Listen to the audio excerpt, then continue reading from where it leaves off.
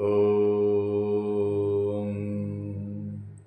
ब्रह्मार्पणं ब्रह्मवि ब्रह्माग्नो ब्रह्मणाहुतं ब्रह्मेव तेन गन्तव्यं ब्रह्मकर्म समाधिना।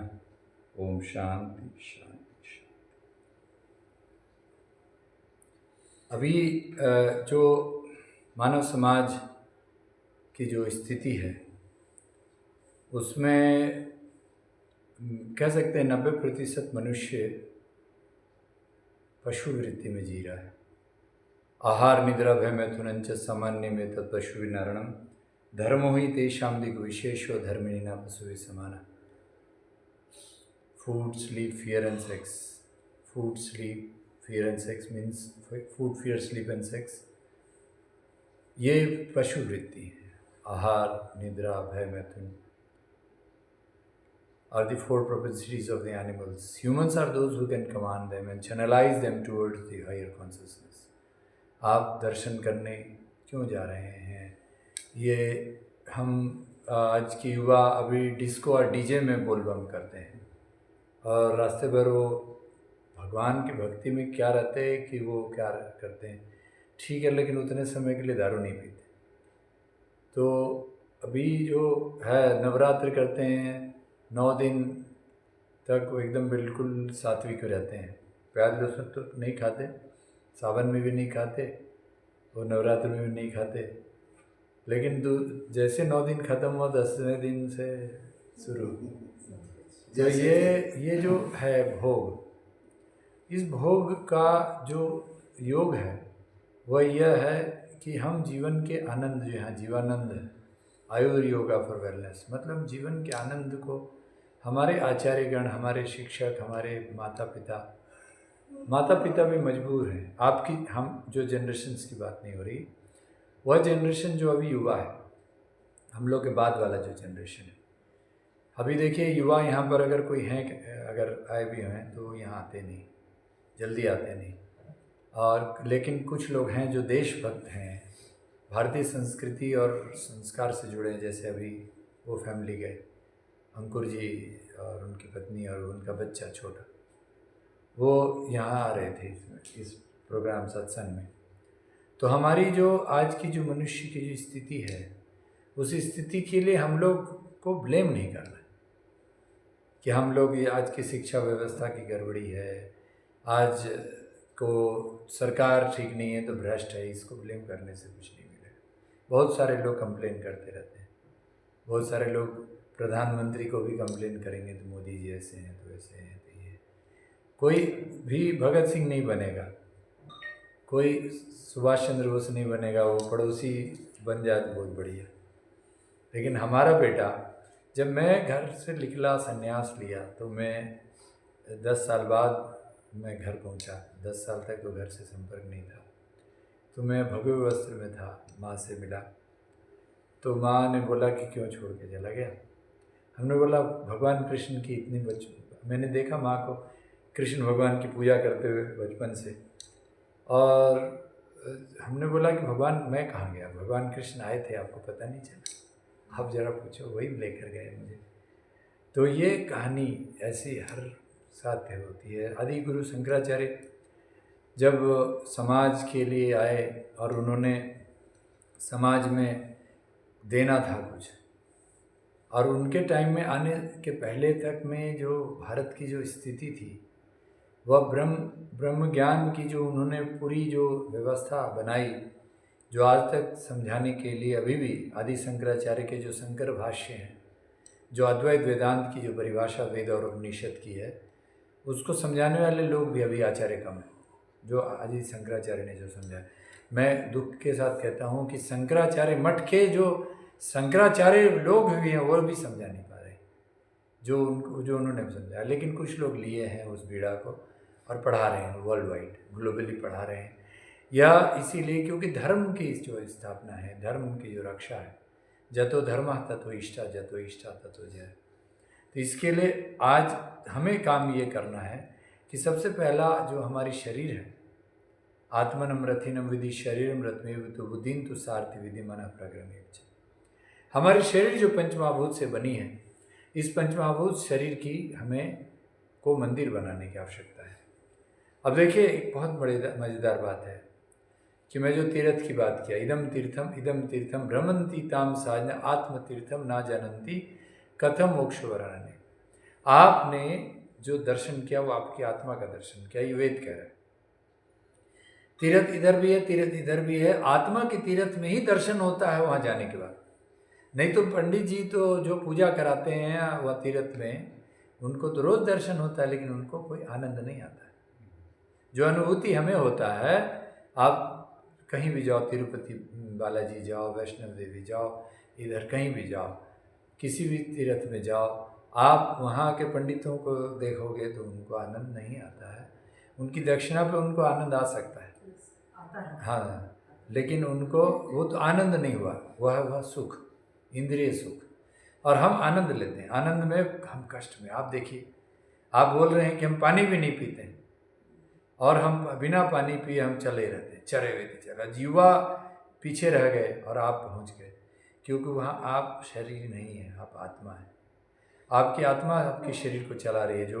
जो कठोपनिषद और यजुर्वेद में कह रहा है, आत्मनम रथि नमृति शरीरम रथमेव तु बुद्धिन तु सारथि विधि मनः प्रक्रमेव च। आपकी हमारी आत्मा जागृत है, इसीलिए हम, है ना, कारगिल में भी झंडा फतह करते हैं, है ना, चाहे हमारे फौजी जो हैं वो खाना पानी कुछ नहीं।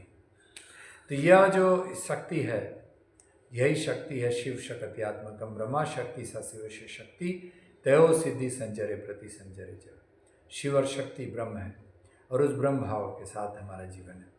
तो अब उस जीवन को प्रकृति जो है, यहाँ देखिए कि यह जो पंचमहाभूत है, पृथ्वी जल अग्नि वायु और आकाश, यह हमारी पंचमहाभूत प्रकृति। भ से भूमि, ग से गगन, व से वायु, आकार से अग्नि, न से नीर यानी जल। इन पंचमहाभूत को नियंत्रण करने वाली सत्ता को भगवान कहते हैं। भगवान प्रकृति के बाहर है ही नहीं। कोई कहता है कि भगवान मुझे दिखाओ, तो हम कहते हैं कि प्रकृति के साथ जी लो तो भगवान दिख जाएगा।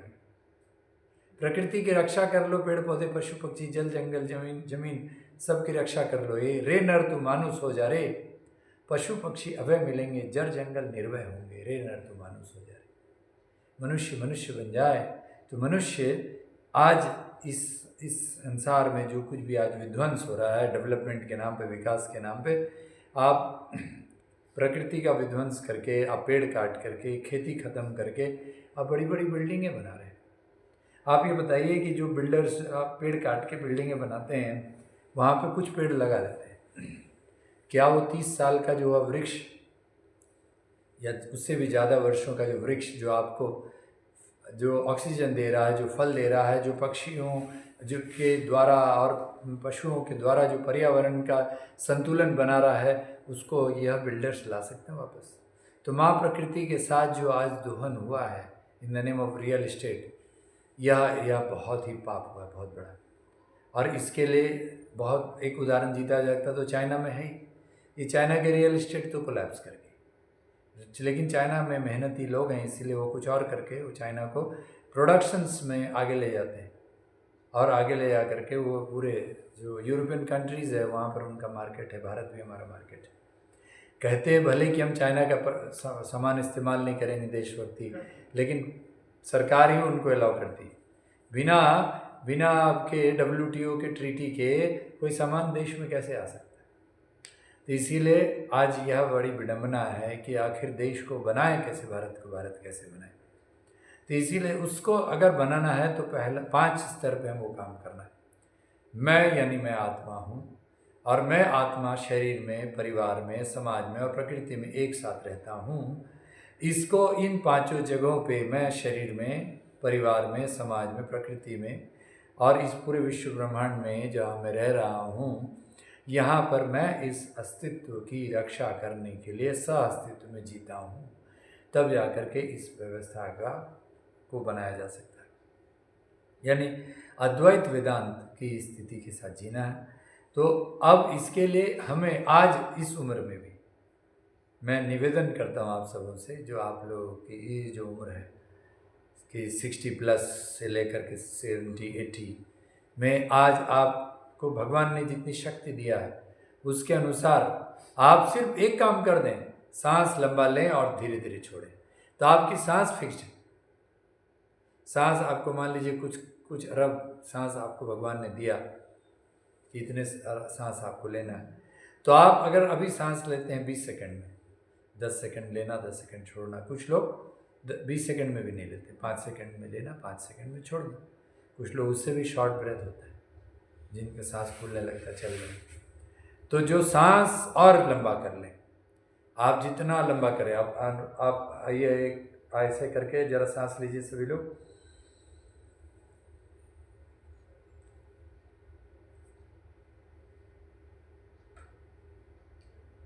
और दूसरी नासिका बंद करके इधर से छोड़िए।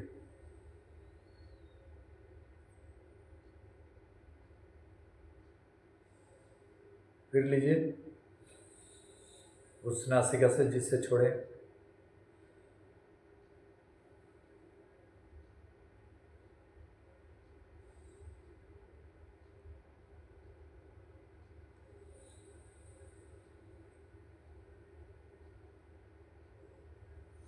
विश्राम। आप एक सांस सिर्फ, हम लोग अभी एक एक साइकिल की हम लोग लिए, बाई नासिका से दाहिने से छोड़े। अगर हम 15 सेकंड या 10 सेकंड में भी ले रहे हैं, 10 सेकंड में छोड़ रहे हैं, फिर 10 में ले रहे हैं, 10 में छोड़ रहे हैं, 40 सेकंड में, मतलब हम 1 मिनट कर आराम से कर सकते हैं। 1 मिनट में हम आरोह अवरोह, लेना छोड़ना, फिर लेना फिर छोड़ना, मतलब हम बाई नासिका से ईड़ा, भागीरथी गंगा पिंगला यमुना नदी, तयोर मध्यगता सुषुम्नाख्या सरस्वती, ये ईड़ा से हमने लिए बायां से, दाहिने से छोड़ा और दाहिने से लेकर के हमने बाएं में वापस आए। तो ये जो किया ना, इतने में ही हमारा वात पित्त का बैलेंस हो जाएगा। समदोषा सम अग्निश्य सम धातु मल क्रिया प्रसन्न आत्मी इंद्रिय मन स्वस्थ इति अभिधीयते। हम अपने वात यानी वायु और आकाश, यहाँ देखिए वायु और आकाश, वायु आपका हवा है, वह ऊर्जा है, एनर्जी है, अब चल रहे हैं, चलायमान है। उस दिन डॉक्टर चौहान ने बोला थे उस लेक्चर में, वात हमारी मात है ना, पित्त हमारे पिता और कफ हमारे दादू, है ना।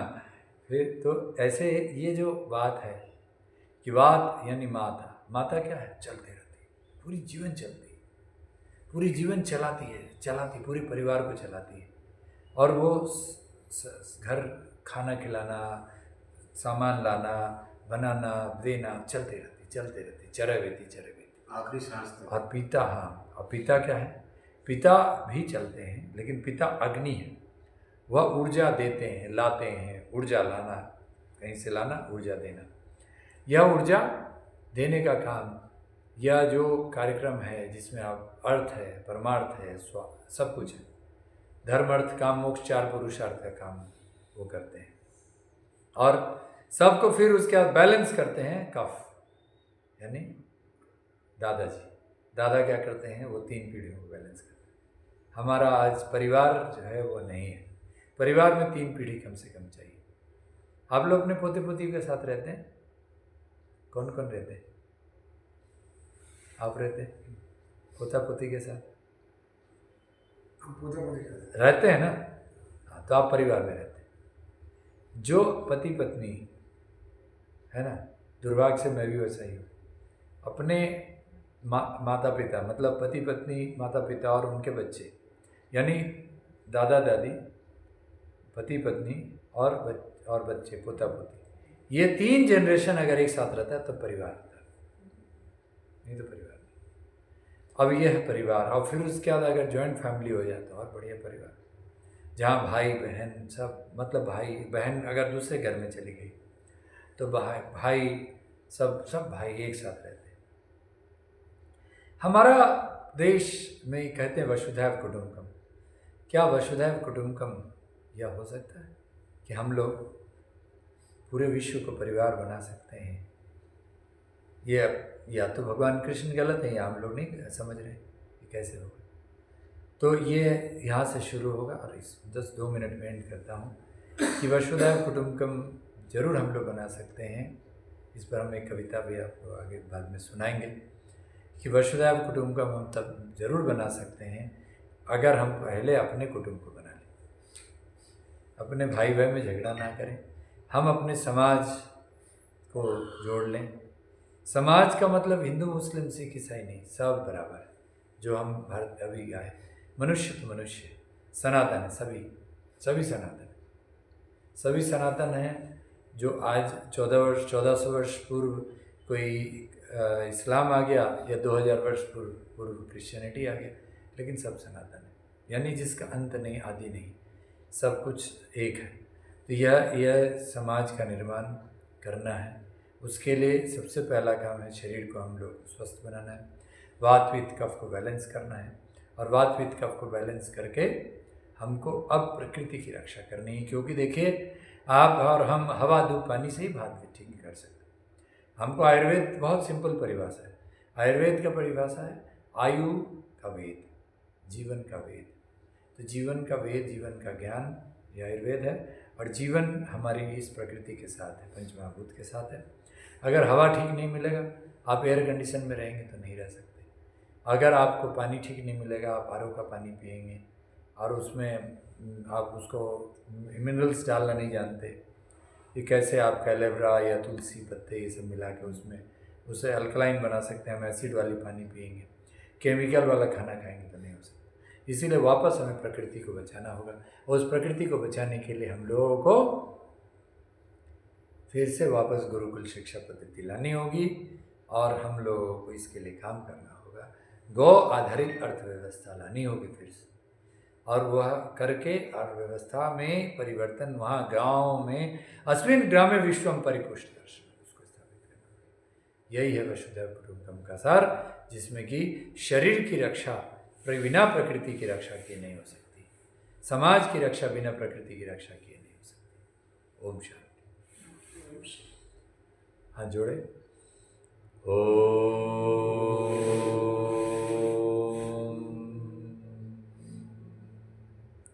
शांति पाठ।